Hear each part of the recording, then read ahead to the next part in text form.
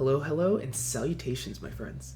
Today, I'll be presenting you all with my review of Growing Up, and this life simulation management game was developed and published by Vile Monarch on October 14th, 2021. In this game, you take charge of a character and guide them from childhood to adulthood over the span of 18 years, and along the way, you'll make different connections and gain skills that will ultimately decide your fate. The story starts out with you playing as a child of a loving family, and your goal is to manage their life as they grow up. And throughout this, you'll experience different stages from being a toddler to experiencing high school.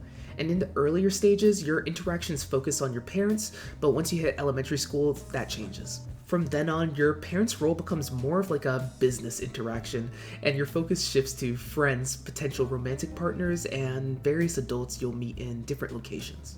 The core story follows this path and feels different with every run, as you continue your family tree with a new character each time you have a child.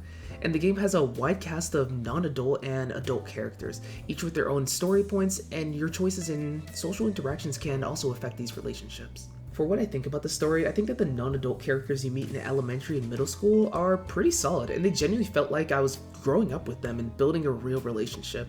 But unfortunately, the game struggles to make you care about the high school characters, with each day being a large chunk of time with only one event per turn. I think that their stories feel rushed, and to be honest, they were often boring. This issue is even worse with the adult characters, as most of their stories aren't very good and the execution of the concept is quite fumbled.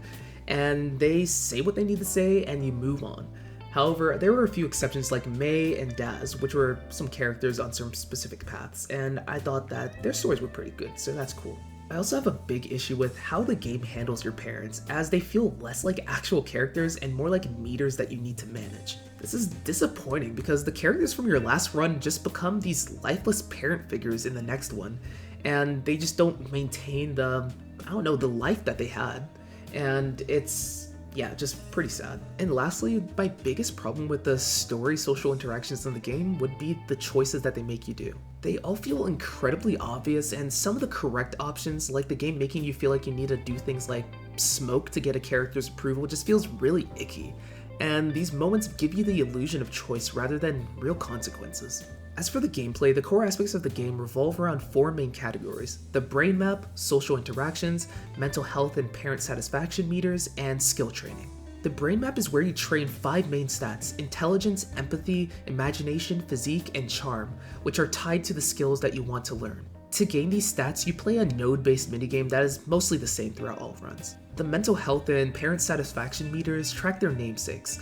School and career-related skills generally increase your parent satisfaction, while entertainment activities lower it. And conversely, any non-entertainment activity lowers your mental health, and vice versa. For skills training, you're tasked with learning a wide variety of skills across your life, from basic writing in childhood to more complex topics later on. And you train these skills by either spending energy points or scheduling time for them. As for my personal thoughts on the gameplay, I found that the system with the mental health and parent satisfaction meters were a bit jarring.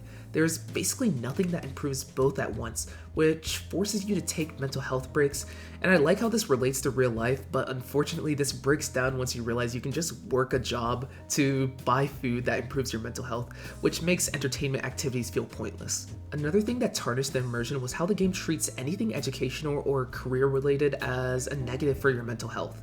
And I get it's for game balance, but it just feels weird to see things like playing sports or cooking good food reducing your mental health. And while the overall gameplay loop of living the same life is enjoyable at first, everything after the first playthrough feels quite repetitive. The only significant difference is the non-adult characters that you encounter, and despite this, I generally enjoyed my first run from start to finish, and liked most of the relationships I encountered in the elementary and middle school stages. The game just lacks a varied gameplay loop beyond the first run, and that doesn't make this a bad game, but the repetition is just kind of grindy and tedious. As for the game's artistic presentation, I thought that the graphics suited this game really well, and they're just undeniably really nice to look at and aesthetically pleasing. And your character's appearance is based on their parents, which provides a good variety of looks and character designs. However, I did notice a few jarring graphical hiccups, like a character's prosthetic arm shifting locations when you rotate the character, so that was a bit weird, but That's about it. But for the audio, it's more of a mixed bag, as the non-lyrical music is good, but the lyrical songs felt more like generic royalty-free stock music. And the timing is also pretty bad, with distracting vocals playing during the first run tutorials, which was very confusing. And I also think the sound effects were standard and they did their job fine, but they're nothing to write home about. As for achievement hunting, the game requires a significant time commitment. You're only given the ability to have 3 non-adult friends per school stage, and the game seems to prevent you from meeting the same characters in subsequent runs within the same family tree. And this means that to interact with every non-adult character, you need to complete a minimum of 4 full playthroughs, not even counting the adult character routes that may be locked to you. I personally had to do 5 full runs to get all of the achievements, and this could have been done in 4, but I was punished for telling off a character who was being a jerk, so yeah, that just forced me into another brutal one because apparently that locked me out of that progression tree, so that's fun. But overall, I think that Growing Up is an enjoyable game for a run or two. It has great potential with some charming characters and a fun core concept, but it ultimately leaves you wanting more depth and variety in later runs.